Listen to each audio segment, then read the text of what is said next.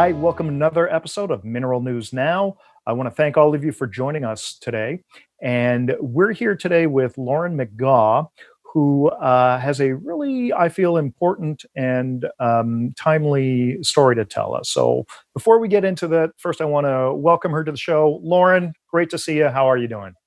It's good to see you, Brian. I'm starting to do pretty good right now. Like I'm doing fine this morning. Enjoying my time here in Bingen, Washington on the Columbia River Gorge, and good to see you all the way out there in Hawaii.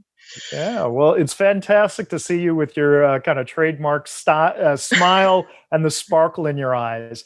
I know we have a message we're going to get to, but let me dial it back a little bit first and explain to our viewers a little bit about your living situation right now and what you're doing in terms of work. Yeah. So after the mineral show last year, I moved out to the Columbia River Gorge, and combination of it's an incredible kayaking location, just absolutely amazing. And also, my boyfriend happened to buy a house out here, so moved out here, and I've been living out here since the end of March, and most of the summer was getting the chance, and fall was getting the chance to kayak and hike and just be outdoors, and had that access, all this craziness to the great outdoors. And living here in a house down looking out on the Columbia River Gorge with myself, my boyfriend, our roommate, and 3 cats. So that's sort of been what I've been doing, and doing some geological work too, but for the most part being here at home in a beautiful spot.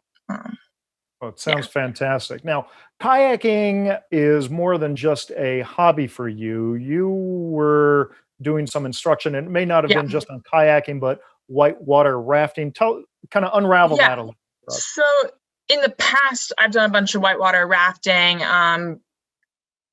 Previous summers, I've been a kayak instructor. This summer, I had to do remote stuff, which is kind of an interesting aspect, trying to teach a sport remotely. But yeah, I mean, it's a, you're paddling really hard whitewater, usually on the daily basis. And in general, just constant physical fitness. I've been doing that for 8 years now, 9 years now. So luckily I'm in pretty good shape from doing that. Now, Lauren, I would say that when you're paddling, you're doing it pretty much 8 days a week, if you will. How many hours are you out on the river when you go out actually doing the physical act of paddling?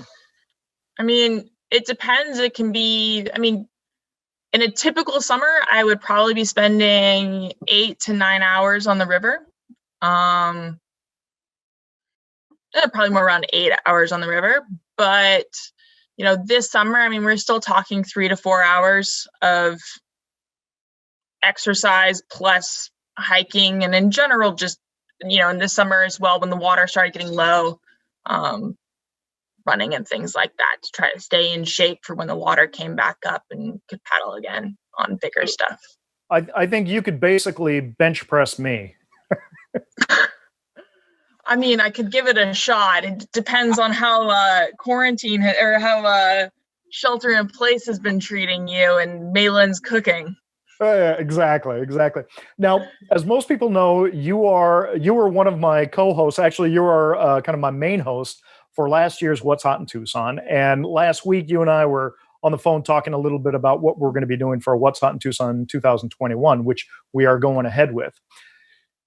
During that conversation, you shared something with me that I felt was very, very important, and that's really the catalyst for this interview. Can you share with our audience a little bit about what you told me? Yeah, so just before Christmas, I found out that I had been exposed to COVID-19.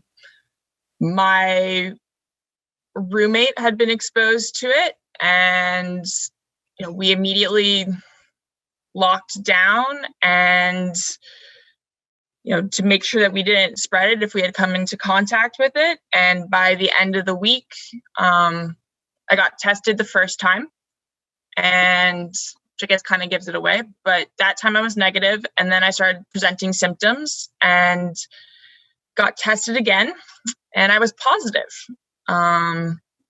And I'm a type 1 diabetic. I'm an asthmatic. So we've been taking it really seriously. I mean, like I said, I was teaching whitewater via Zoom. And, we'd been doing what we could to stay safe. And I ended up getting it. And I got really sick. I'm just starting to get back on the other side of it. But luckily, live in an incredible location with some really good hospitals. And I was able to get the antibody treatment really soon. I mean, sorry. No, it's an emotional thing. So, kind of take your time. I know it may seem overwhelming, but certainly take your time. Yeah. So, we found out that Monday that I had it. I mean, and it's an interesting thing going through the process of finding out that you've been exposed, and you're sort of going through and trying to figure out, how much were you around this person that you live with? Right. He got exposed. Well, let's go into that a little bit in 1 second. But first I want to ask you. Yeah. So you knew that you were exposed, and then you immediately got tested, and it came back negative, as you said. Then you started showing symptoms. What were some of the symptoms that started showing up? So I actually had GI symptoms. My impression of the COVID symptoms were I was going to lose my sense of, if you had it, you're going to lose your sense of taste. You're going to have difficult breathing. You're going to have a cough. You were going to have a fever. And I found myself worshiping the porcelain god.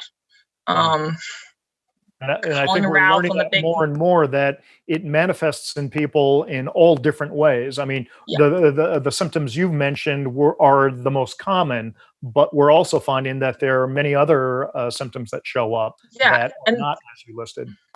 And then, when you find out you're exposed, you find yourself doom Googling. Sure. Yeah. No. Right. It's almost gallows humor where you're looking at the worst case scenario and sort of praying that doesn't happen to you, but also kind of hoping that somewhere you find that connection that articulates the symptoms that you're feeling. Yeah. And, and on top of that, I'm a diabetic. So, my boyfriend was here researching like, oh my God, like what are the big risks as a diabetic? And that's diabetic ketoacidosis. If you can't keep food down, your blood sugar goes high. And, I had a stomach flu when the two of us had been roommates, and I had DKA from that. And so, I mean, it was definitely, luckily I had all the tools that I needed to properly handle that when all this stuff started going. We stocked the Jell-O and all the things that I would need in case something happened and I got it.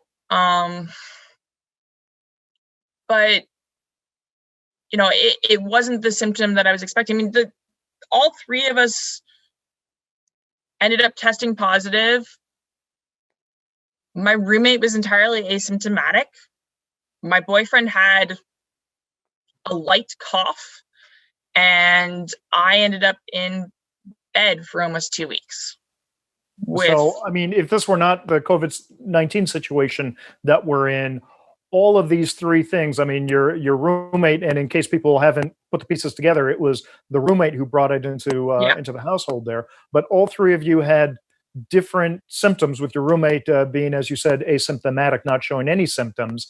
Nobody would have thought anything about it because, your boyfriend has a cough, you're feeling, maybe you've got the stomach flu, we're not sure what's going on. how did you know that you were first exposed if your roommate was asymptomatic? So what ended up happening was he went to a get together, and you know, initially I believe masks were on, but if you're having a beer or you're having some food, that mask's coming off. And while that might have been okay in the summer when you were outside and fresh air and that reduces the risk. Mm-hmm. It's the Columbia River Gorge in December, so everyone was inside, and one of the people there turned out to have it. And luckily they called everyone, but that get together was on Sunday, and my roommate found out Wednesday afternoon that he'd been exposed. Oh, so it was 3 days after the get together that your roommate found out he was exposed, and then because he was exposed, you knew that you were exposed because you had spent the last 3 days in the house. We weren't entirely sure if we'd been exposed, right? Because we weren't sure, like, okay, he's been working a bunch. Did we really see him that much? And then there's the aspect of, it gets complicated. Like, the first 2 days after exposure, you're not really contagious, but then you become super contagious. And, as soon as we found out he was exposed, he moved into his camper trailer, just in case we hadn't been, there was not a, continuation of that exposure. And is that when you took the first test on Wednesday when you found out he had been exposed? No, because the thing is, they won't test you until you've actually reached enough. Essentially, the idea is that you've had enough viral particles build up that you would test positive. And different tests have different minimums that essentially will tell you whether or not you're positive or not. So he got tested on Friday, and found out he was positive. He found out that he had been exposed on Wednesday, and at that point, he self-isolated. He self-isolated. We also isolated from everyone because we weren't sure. He got tested on Friday and found out that he was positive. That was a stressful phone call to make to my parents, as you might imagine. Yeah. I might be exposed. I won't know until, whether or not he's positive till Friday. At that point, we'd already called, the doctors at the clinic down in town, and we're like, hey, we have a possible exposure, and we're able to make a, appointment for that Sunday. And, he tested positive that Friday. And, at that point, we're sort of going, well, we'll find out on Sunday. So you're kind of sitting there in limbo, trying to figure it out. I'd had a little indigestion, wasn't kind of feeling great. But then Sunday at 11, we got the BD rapid test, which is sort of the baseline common. There's, there was enough available here that they're that's the frontline test that they're giving everyone. And we tested negative, the little drive-through, did the little nose swab. It was actually a lot easier than I was expecting. And, did that, waited 20 minutes, got the negative results, and sort of went, whew, okay, we're fine. Like we don't have that. And, if it wasn't for the fact that I was starting to feel bad, we probably would have gone on with life as it was. Just sort of, okay, I've tested negative. I'm going to go out in the world and I'm going to wear my mask and all those things. But, I'm negative, so I'm fine. Luckily, we didn't do that because I started feeling bad. And by the next day, pardon my interruption, but I think it's very interesting that if he were exposed Saturday and he found out he was exposed by Wednesday and isolated, or Sunday rather, you had that Monday and Tuesday and part of Wednesday where he was asymptomatic. You can't even get testing done because it's way too early. Nothing's going to show up in the tests. And yet it sounds like in those 2.5, maybe 3 days, it was still enough to have exposed and infected you and your boyfriend. And I mean, the crazy thing too is like, we didn't, he wasn't really around. He'd been working on his truck. He'd been kayaking. So we didn't really see him much until Tuesday when I was helping him wrap Christmas presents. Right? Like that's, there wasn't that much exposure, but we were living in the same house. Yeah. Right.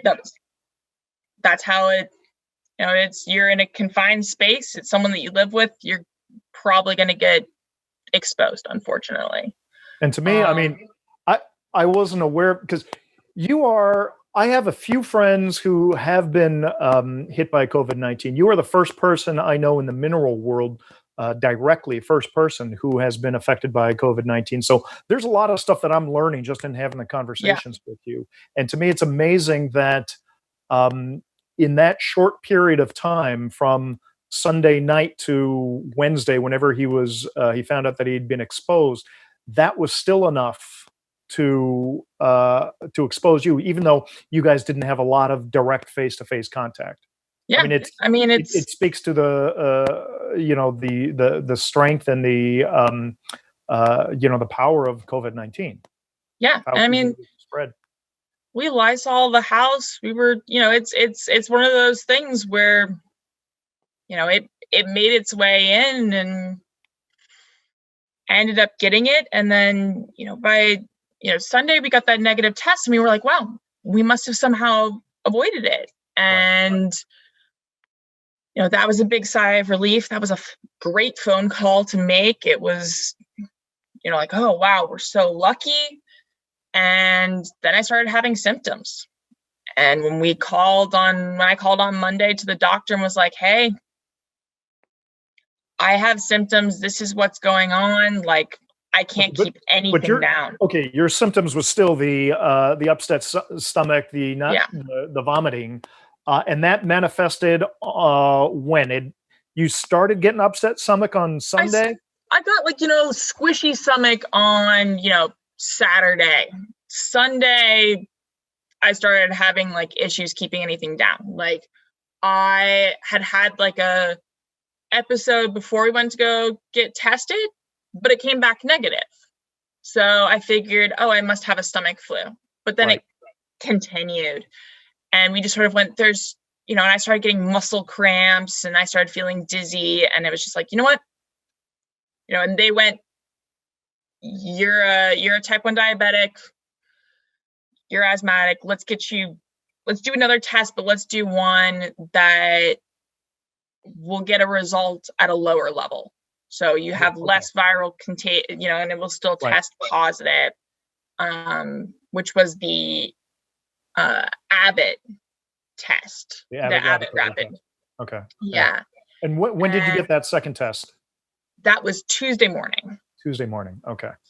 And really, really lucky to be living in the area that I'm at. When we had called for the first test, they had said, well, you know what, you're a diabetic, you're high risk.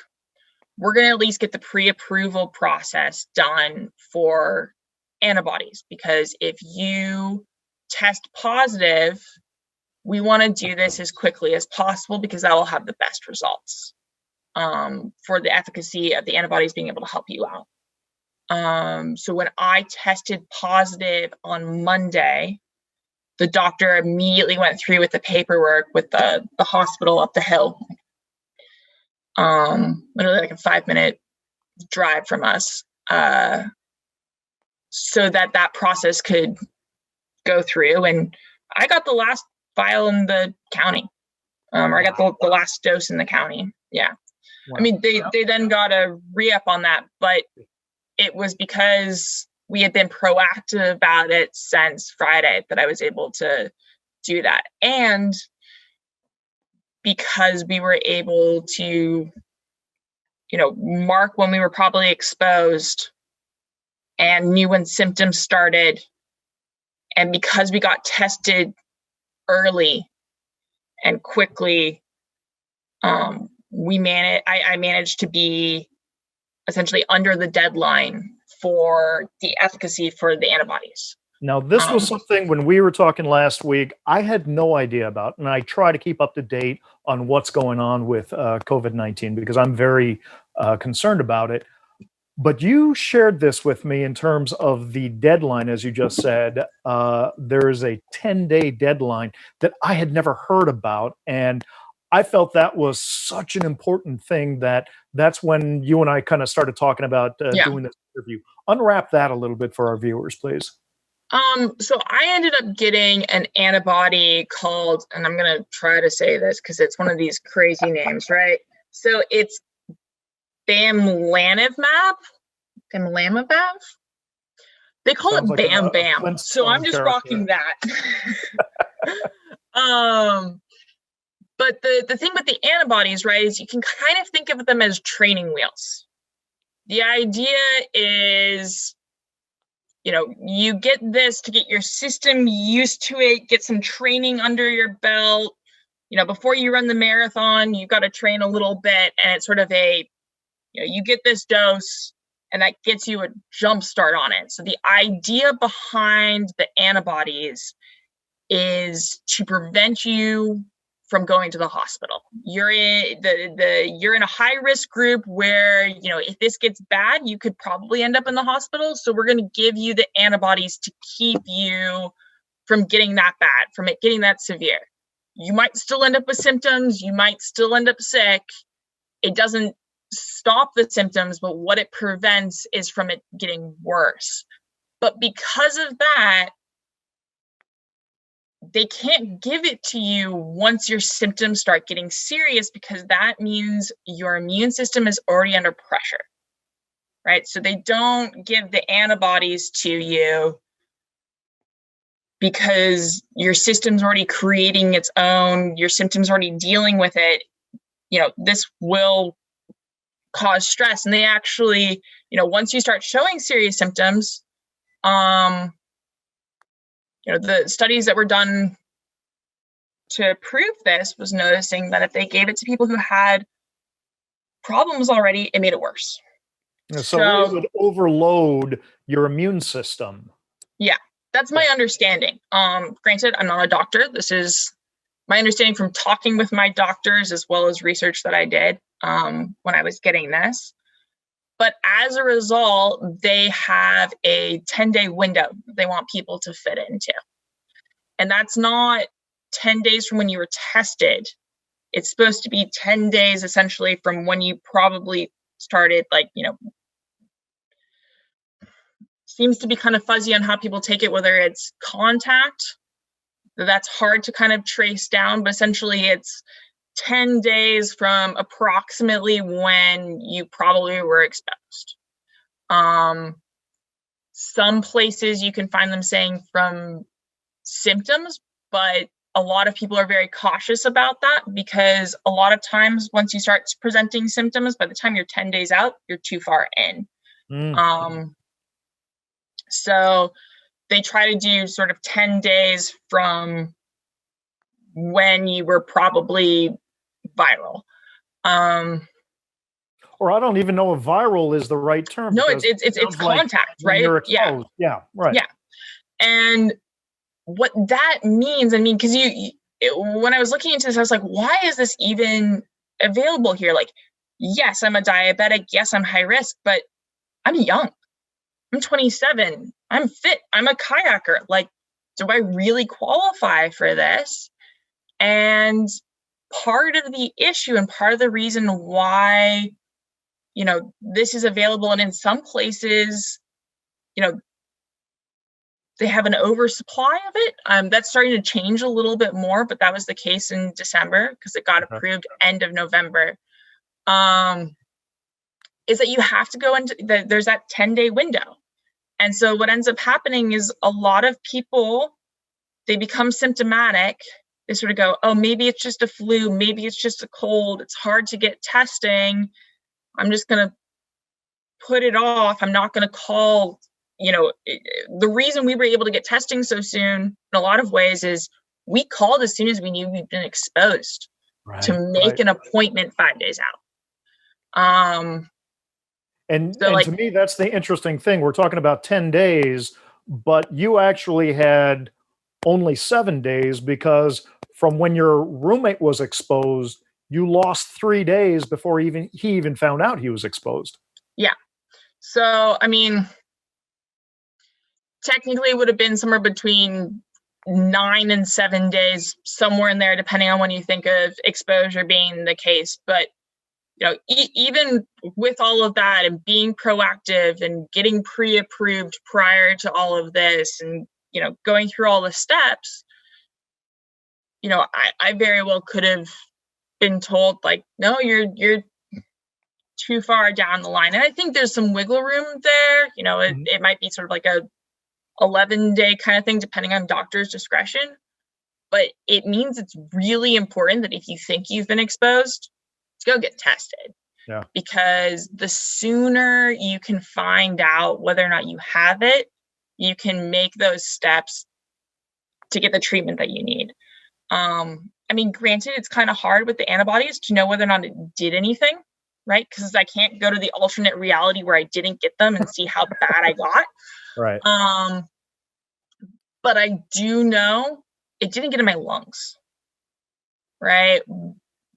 Which is fantastic. Like, I had a little shortness of breath, but I don't know how much of that was just sort of like I felt horrible. I had the worst muscle pain of my life.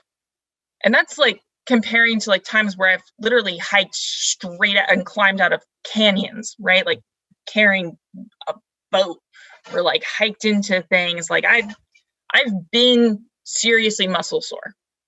I've never been muscle sore like this.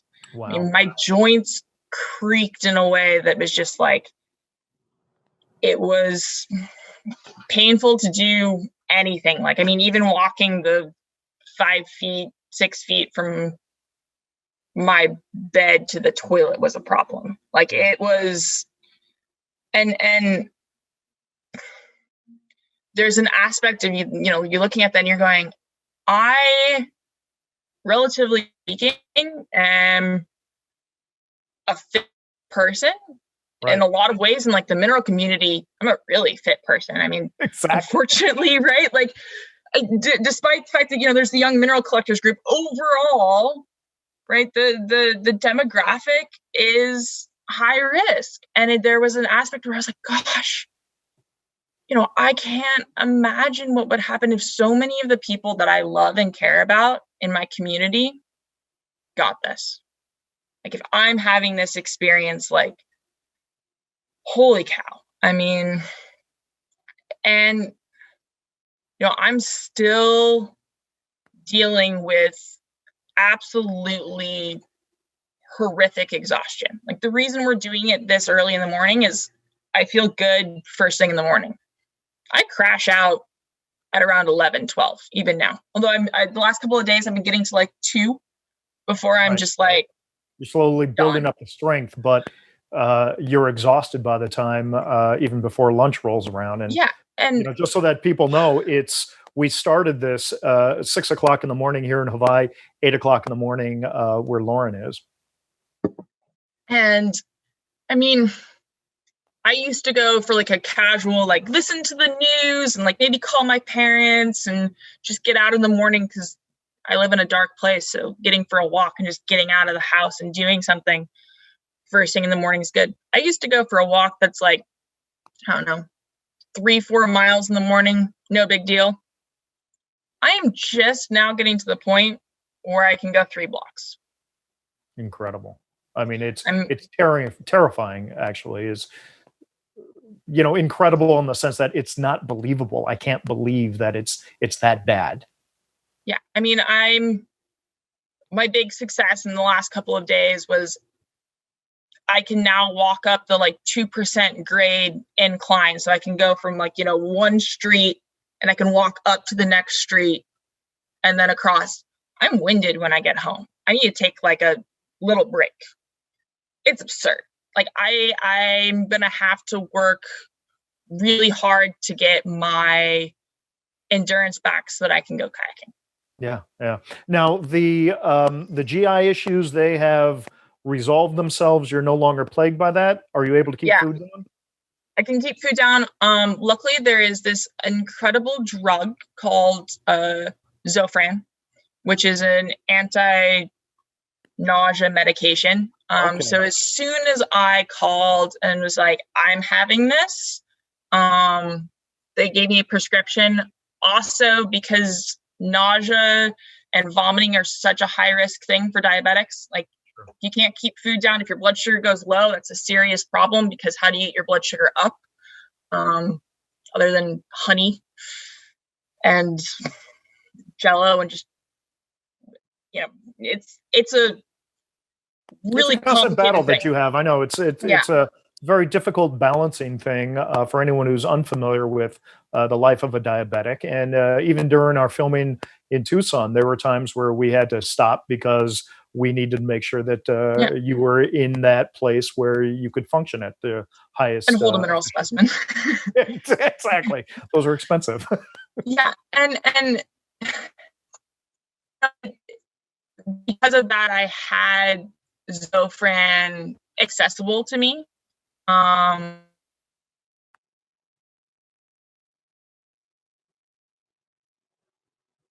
Did I lose you? I think we might have lost a connection, Lauren. Hopefully the internet will pick up. I don't know if this is on my side or Lauren's side, and that, of course, is always the plague of doing any kind of live thing. So hopefully we'll be hearing back from Lauren. One thing that I do want to find out is she had mentioned that it hadn't got into her lungs, and as an asthmatic, thank God that didn't happen, because we're not sure what would have happened had that gone south. And so I would love her to talk a little bit about that, because I know it did. With her boyfriend, she said that he was exhibiting a cough. And so I wonder if it got into his lungs, and kind of the randomness of the symptoms that show up in even people who are living together. So hopefully we'll get an answer to that very shortly if we get back online with Lauren. And it looks like she has dropped out. Hopefully she'll dial back in, or she may be messaging me. Let's see. I will keep an eye on. She's saying, reconnecting. This is why I ordered an Ethernet cable for the What's Hot sessions. I'm saying, sounds good. I'm just talking to the audience. Okay. So hopefully we'll see her back shortly. But this isn't meant to be a doom and gloom episode, but it is meant to underscore the severity of this plague that is affecting all of us all over the world. And so, like I said in the interview, Lauren is the first person that I know of directly in the mineral world, first person who has been affected by COVID-19. So, and also I've learned a lot of new things just talking to Lauren. So I thought that that would be valuable to share with all of you. Oh, okay. It looks like she's back. Let me open the door for her. And she should be back online in just a moment. Lauren, are you back with us? I'm back with you. Sorry, small town problems. It's that AOL dial-up that you have there. This is why for What's Hot, I'm going to use an Ethernet cable and make sure I've got some backup on that. Wonderful. Well, we'll keep our fingers crossed. Well, as I was saying to the audience during our disconnection there, one thing I'd like to know a little bit more of is that as a asthmatic, if the COVID had gotten to your lungs, I think it could have presented a lot of serious problems. Yeah. But you had mentioned that your boyfriend, he had a cough, and him being infected with COVID-19, was it in his lungs? And maybe you can talk about the randomness, if it was in his lungs, how it would affect his lungs and not yours. I mean, so as an asthmatic, if you get it it means that a lot of the effects, the inflammation of your lungs is what causes the problems with COVID, right? And that's a similar problem that you run into with asthma. So, yeah, I had my emergency inhaler, but if it started getting bad in my lungs, it would have progressed faster. So, if you are non-asthmatic, I mean, granted, this is me throwing out random numbers here, but, if it takes you 7 days to have a serious issue with your lungs with COVID, for me, it might take, 5, but it might also get that much worse because you're at that deficit to begin with. Right. And it would also flare it up. I mean, I still ended up with some asthma issues during that, but it was definitely not my primary or even major issue. My boyfriend's also a kayaker. He's really fit. He ended up with a cough that you would probably normally say is like a bad cold. But he's also twice in his life, he's been sick enough to be stuck in bed. So he's one of those people that is frustratingly healthy and he still got a cough.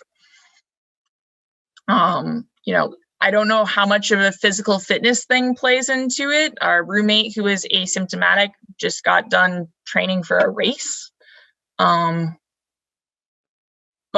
also it seemed totally random. I mean, roommate's asymptomatic, boyfriend's got a cough, and I'm attached to the toilet. I mean, it's just, I think that's one of the startling things is how differently it affected everyone. I mean, I had muscle and joint issues and I was just exhausted, and my boyfriend was going stir crazy from being stuck inside. Sure. Because he didn't have any of those exhaustion issues. So he just had a cough, but he didn't have any exhaustion issues at all. Nope, just a cough, just like a very frustrating. Just to be clear, like if you're stuck in bed, the other 2 people in your house, and you know that all 3 of you have the same exact problem, you kind of resent them a little bit. So you're like, you're gonna bring me tea in bed, and French toast today would be good. No, but I mean, how are all 3 of you feeling now? Roommate's fine. Back to kayaking as much as he can. Boyfriend's doing great. I am getting back to being myself. I'll have a couple of, like, I had a really good day 2 days ago. I was feeling great. I was like, oh, I'm finally getting to the other side of this. Like, got a full 12-hour day, slept well, woke up and just never really got like a full energy. Like I was just, yesterday was like, I'm going to be inside and I'm going to do some work on my computer and I'm going to, take a nap twice. So, I mean, that's just so that, because people are going to be watching this, we're going to post this on YouTube and they're going to be watching this at all different times. You were infected right around just before Christmas time, 2020. Today it is Monday, January 11th, 2021.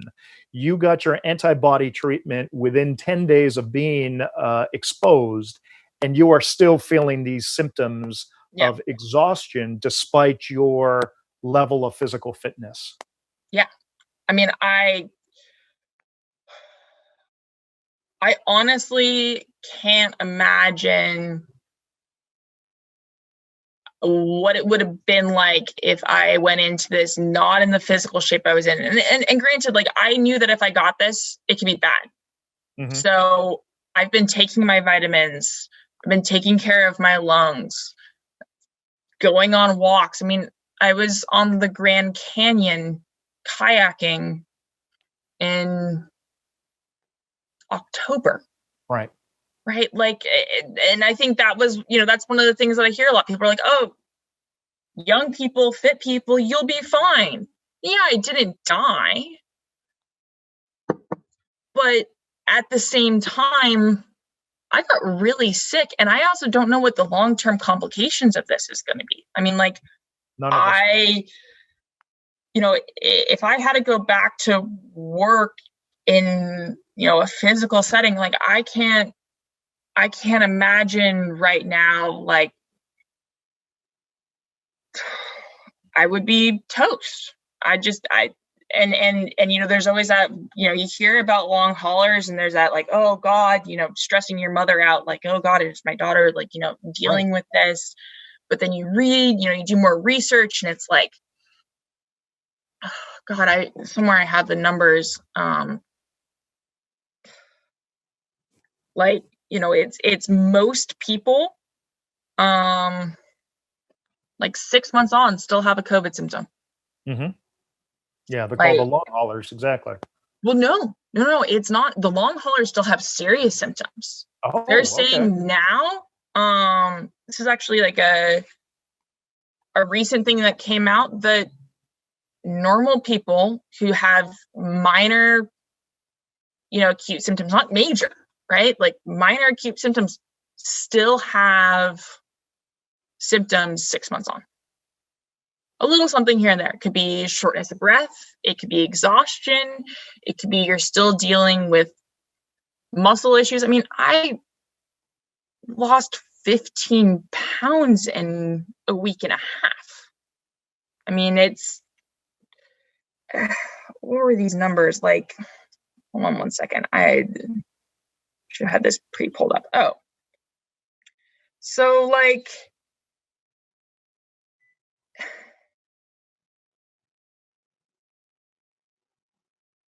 you hear there's so much concern about people dying, which is obviously like a big concern, but I have family friends, like I have people that I've worked with in kayaking. I mean, we're talking people who are serious kayaking athletes, like racers, like competitive kayakers, who now have heart problems from having this, like having strokes. And the kind of people where you look at them and you're like, that's literally the demographic that people are talking about as not having serious issues. They didn't die, but they're affected for the rest of their lives. They now have a heart problem or, lung damage. I mean, the fact that you can get a stroke from this thing, neurological damage, and,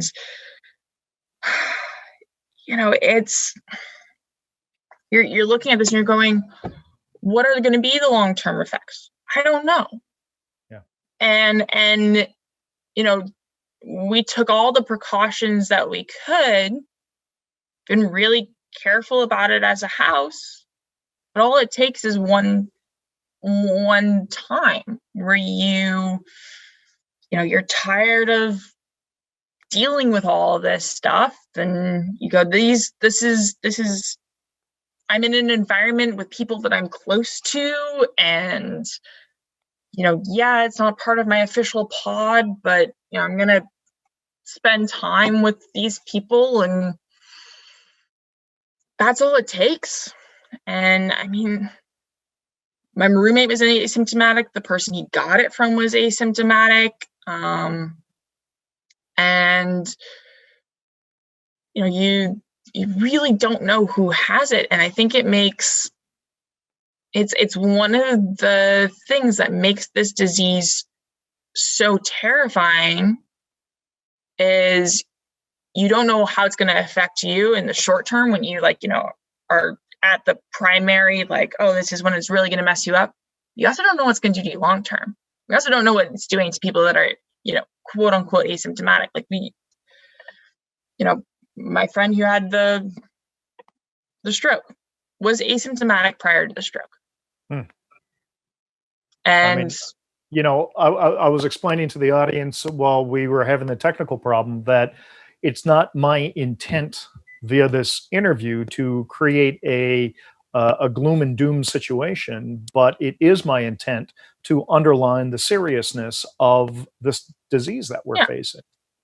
No, and I think there's also a lot of hope to be associated with this. I mean, you can go and get a vaccine, and not have to experience this. And, you can do what you can. There's a lot of ways to mitigate the risk. And also knowing what to do if you do get exposed. I mean, I think that's one of the things, like there's all this aspect of like how not to get it. And there's almost a stigma of if you got it, you've done something to get it. Well, let's talk about that stigma a little bit, because that stigma, I acknowledge, exists. And if that stigma prevents you from telling others who maybe have come into your contact that they may have been exposed, that could end up with disastrous results. I mean, you're lucky that the people that your roommate had been with Sunday night contacted him as quickly as they did. And keep in mind, that was still a 2.5, 3 day gap between when he was exposed and when he was contacted.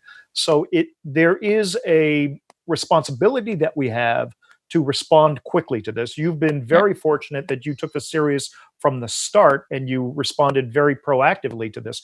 But that stigma exists. So from your perspective, talk a little bit about that stigma. I mean, I think there's an aspect of it feels like, oh, what should I have done? What did I do?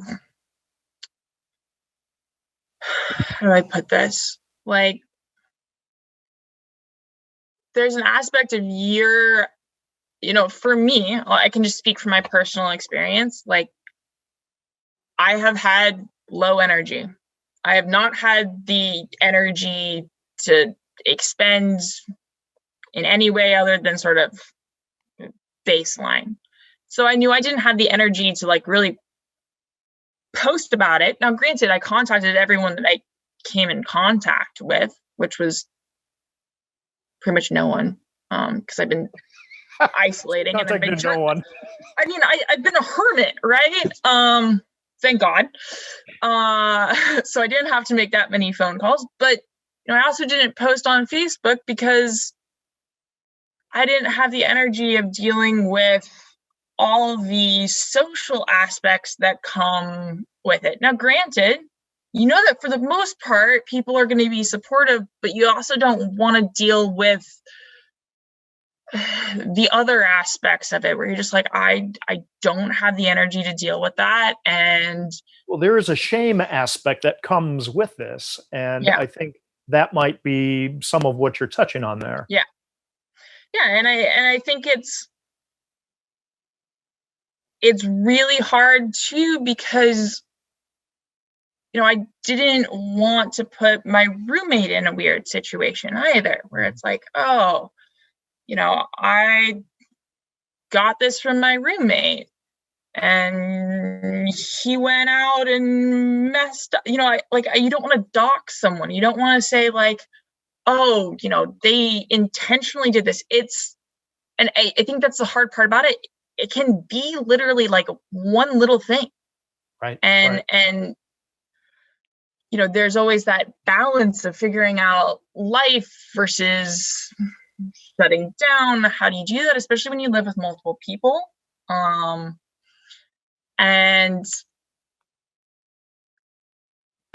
at the same time, I think it was, talking to you, I realized it was really important to talk about this, because I don't think many people that have it and go through that experience are talking about it as much as maybe they should be. Or not maybe, and should's the wrong word. Should's the wrong word, but less people are talking about it. And I don't know how much of that is the social stigma part of it and how much of that is just like, I can't deal with this right now. Sure. And full disclosure here, when we were talking, before we even came up with this idea of the interview, you had articulated that it was your desire to write an explanation, a story describing all of this, but that you didn't have the energy to do it. And that's when I volunteered the idea of, well, we can do a video interview, and in that way it may be easier, because then you don't have to sit down and force yourself to articulate and to reread and to edit. This might be easier, and that's when we decided to move ahead with this. And Also, it's just lovely to talk to you, Brian. It's really just a great excuse for that. Well, I have certainly missed you. We're coming upon 1 year since you and I have talked, even. Yeah. No, I mean, it's and it's hard also to figure out how to express to people how to take it seriously, right? Because it's tricky. And I think a lot of people also struggle talking about their health in general, right? Like, I'm lucky that I've spent so much of my life being an advocate about my diabetes. Yes, you are very, very vocal about that, as is your father. And I appreciate that because it makes you guys approachable. I mean, I've seen your father, Peter, walk around often, with a t-shirt, ask me about diabetes, or insulin is not the answer, ask me about this. And you invite the conversation. So that openness, I think, is a very important part that led to where we are right now with this interview. Yeah, and also gives me a comfort talking about my health, and also the vocabulary to talk about my health, right? And not everyone has that as well. Like, a lot of people are really private about what's going on with their health in general. And that's an aspect as well. Absolutely. So what kind of final word advice can you give to anyone watching this? I would say, in general, be really conscientious of your exposure. I mean, you've got those people that are close to you, but every person that you come in contact with is a vector, because that person is connected to other people that they've maybe been in contact with, and those people are connected to people, and you don't know how many, all it takes is one person getting it, and it can follow up the chain to get to you. So I think it's the real important thing is to make considered decisions about the amount of exposure that you're presenting to yourself, and also recognize that the amount of exposure that you're presenting, that you're accepting for yourself, being forward with that exposure to other people in your life. Hey, I went to a get together and people were taking their masks off, or we were eating food, or we were in an enclosed space. Having that language to articulate that and talk to people and make sure that people are informed when they're spending time with you, I think is also important. Especially, as we're moving into this time that, some people have been hermiting for a long time. Absolutely. Some people are, it's hard. It's hard to do this. And fatigue sets in. It's a real thing. Yeah. And I think it's one of the brilliant parts about what you're doing with the Mineral Talks Live and all this stuff is it's giving people that connection to other parts of their community. And it's one of the things I'm really excited about with what's hot in Tucson, that, yes, we can't be there, but we can still share minerals. We can still participate together. And I'm really looking forward to that. Wonderful. I know everyone is going to be looking forward to what we'll be doing. It's going to be a live broadcast show that will later be repackaged and placed into the mineralogical record. But Lauren, on top of all of the advice that you're giving everybody, I'm also going to add, be proactive. If you suspect at all, take preemptive measures. Err on the side of caution. Be a little bit of a hypochondriac, because it could mean maybe your life in the worst case scenario, or at the very least, it could mean a greater quality of health for you moving forward. And I think one big thing that I would say is, if you think you might have been exposed, make your appointment. Right. And make sure that you're in communication as soon as you can with whatever service that you need access to get tested, because a lot of places you can't get tested day of, like, oh man, I have symptoms, I need to get tested now. it's going to be potentially a couple of days out, which might put you too late for getting some of these new treatments that are coming out that would help you with it. Indeed. And instead, you find out that someone even 2 or 3 down the road was exposed. Do what you can to make an appointment so that you can figure out whether or not you have it too, and you can make the steps that you need to take. So, or even if you haven't been tested, if you know that you've been exposed, contact other people that you have been that you've been in contact with, physically, and say, there is a chance that I've been exposed to it. You might have been exposed to it. Let people know. Overcome that feeling of that shame. Throw away that stigma, because we're talking about life and death here. Yeah, and I guess do your own contact tracing in a lot of ways. Absolutely. Yeah. Absolutely. Well, Lauren, thank you, Brian, so much. It's so wonderful to see you. Thank you, really, from the bottom of my heart, for sharing your story. I love you. I look forward to our program very soon, later this month, and just keep taking care of yourself. Okay. Thank you so much for doing this, Brian, and really looking forward to what's hot in Tucson. All right. Cheers.